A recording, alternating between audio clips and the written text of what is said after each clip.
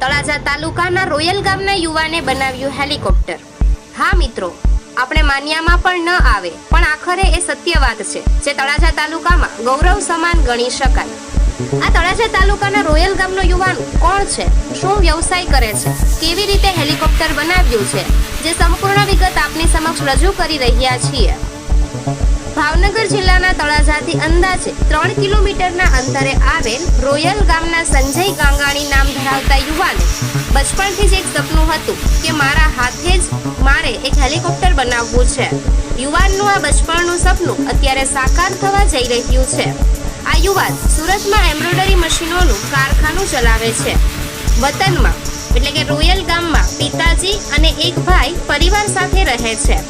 યુવાને ધીમે ધીમે હેલિકોપ્ટરના સ્પેર પાર્ટ્સ હાથે બનાવ્યા। ઘણા સમયથી કામગીરી ચાલુ રાખી રજાના દિવસોમાં યુવાન ઘરે આવતો અને પિતાજીને પણ વાડીના કામમાં મદદરૂપ થતો।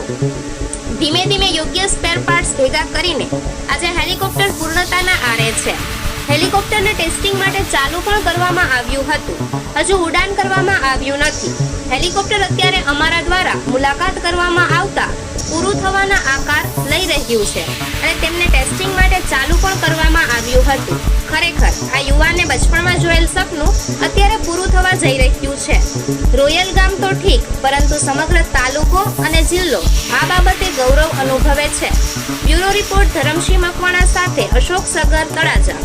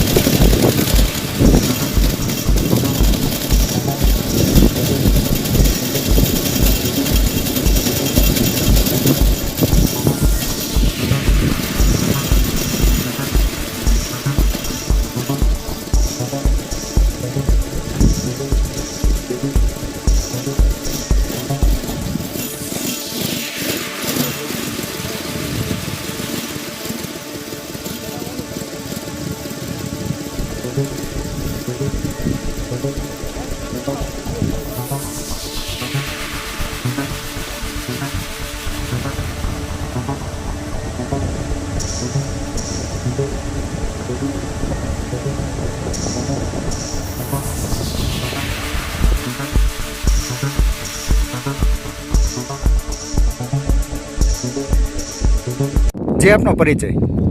મારું નામ ગાંગાણી સંજયભાઈ ગોરધનભાઈ છે।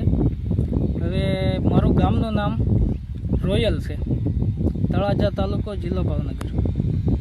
સંજયભાઈ, તમે અત્યારે જે હેલિકોપ્ટર હાથથી બનાવ્યું છે, જે તમે કેવી રીતે બનાવ્યું અને શું તમારું સપનું હતું? મારે નાનપણથી શોખ હતો કે હેલિકોપ્ટર બનાવવું, અને પછી જ્યારે 2-3 મહિનાથી હું એના સ્પેર પાર્ટ બનાવતો મારા ધંધે, પછી બની ગયા એટલે દેશમાં આવીને અહીંયા મેં ચાલુ કર્યું અને અત્યારે ઓલરેડી ઊભું કરી નાખ્યું છે હેલિકોપ્ટર।